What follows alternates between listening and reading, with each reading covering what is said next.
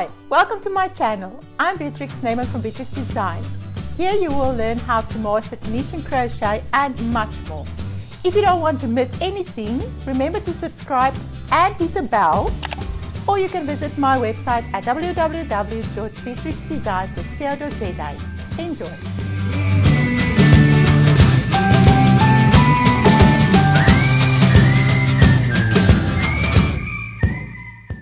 The previous lesson we learned about the foundation chain and the foundation row, and today we will start with the very first stitch type, which is a very simple stitch, and that is where the name also derived from. It's called the Tunisian Simple Stitch.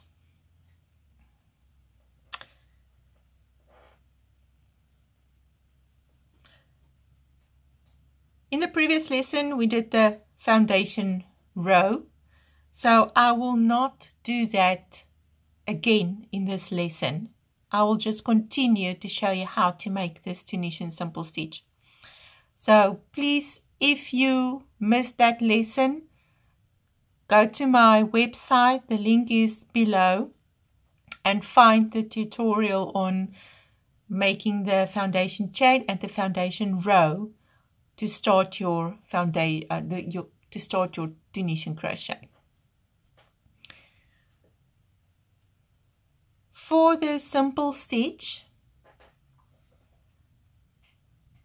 it's also very important to become familiar with the stitch anatomy of a Tunisian stitch. If you can recall, on the previous lesson, you have during the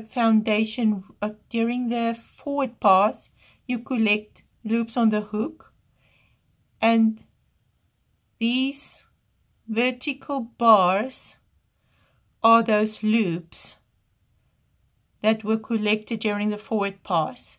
During the return pass, you interlock and drop those loops with chains.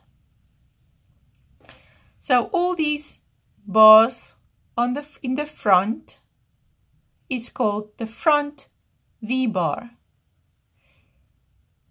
When you follow this loop, it goes into the back bar of this chain and it gets interlocked there. And when you turn it to the back, you will find the back bar of your Tunisian stitch. These are the vertical bars, or in short, I just call them the V bars. You will also have these horizontal bars that's created by the chains as you interlocked the vertical bars during the return pass, and there's a horizontal top bar, there's a lower or a bottom bar, and then we have a back bar. So in Tunisian crochet, all the loops in the stitches are referred to as bars. In the Tunisian Simple Stitch, you will insert the hook underneath the front V bar, yarn over, pull up a loop and leave the loop on the hook.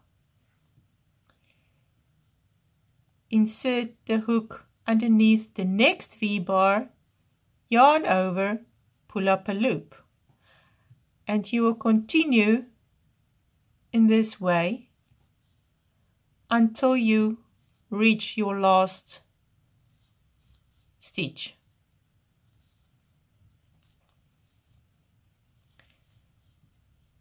Underneath V bar, underneath the front V bar, yarn over, pull up a loop,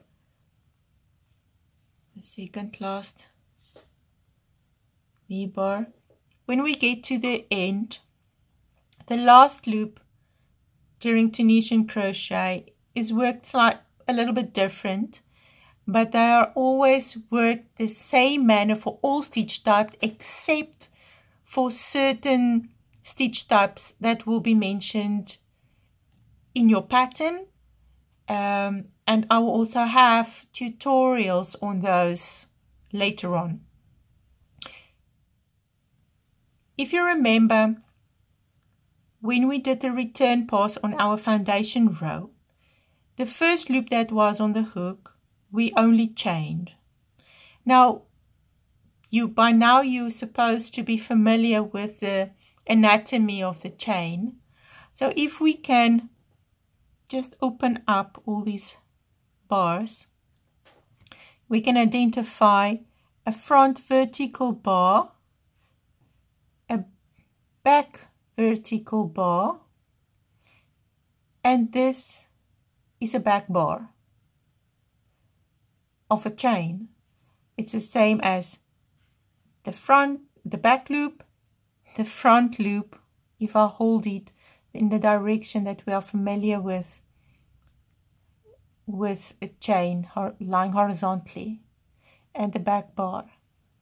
So always go to the very, very base of this chain that you made. Insert the hook underneath this back bar. It's always easier. What I do sometimes, with my finger, I just help this front vertical bar onto the hook, and then I expose the back bar, which is the other one that needs to get onto your hook. So that is where you insert the hook on your last stitch. Underneath the front vertical bar and the back bar of that chain. Yarn over and pull up a loop. If you do it that way,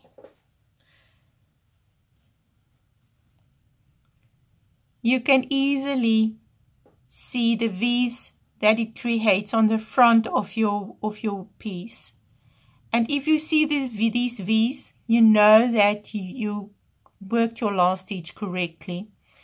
If it appears loopy and sloppy and wobbly and curly, you know that you inserted a hook on the wrong place. The mistake that we normally make is to work only underneath the vertical bar, because it's much easier to see.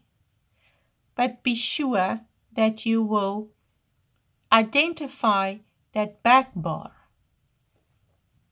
and you will again see it comes out on the front and from the center of this loop, and it goes horizontally here in the front, and it becomes part of the next chain before this one was dropped when I worked the second stitch on my return pass on the foundation row. There you go. Insert, pull up a loop. And if you can recall, on the foundation row, the return pass, again yarn over, just chain that first loop, then yarn over, pull through 2 loops, yarn over, pull through 2 loops, yarn over, pull through 2 loops, until you have 1 loop remained on your hook.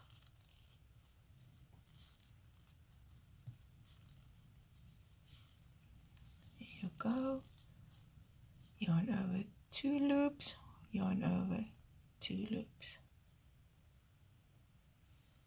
Don't worry about this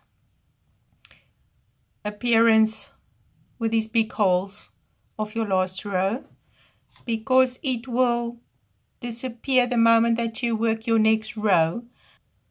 Insert your hook underneath the front vertical bar, pull up a loop.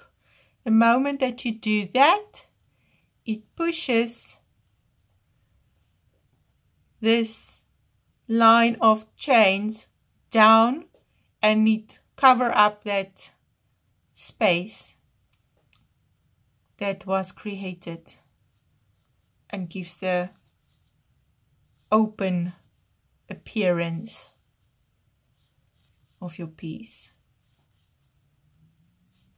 There you go. There you can see the fabric becomes more dense now and those holes disappear. And there you go. You just continue with your second row. Remember, we first had a foundation row. I just completed a forward and a return pass to complete my first row, and now I'm on my second row. Again, my last stitch. Can you see here is the chain 1 that I made on my return pass. I find the outer V bar, which is also the front V bar, and expose that back bar to get that also on the hook. Yarn over, pull up a loop. Yarn over, just chain that 1, yarn over, pull through 2 loops.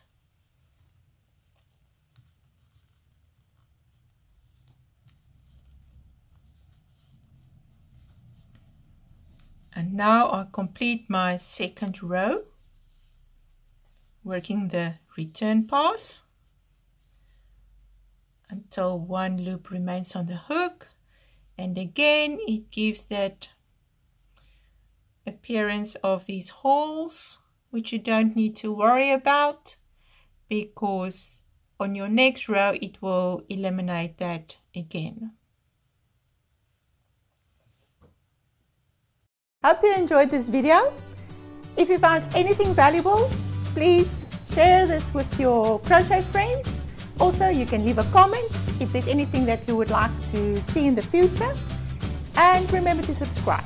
Thank you for watching. Goodbye.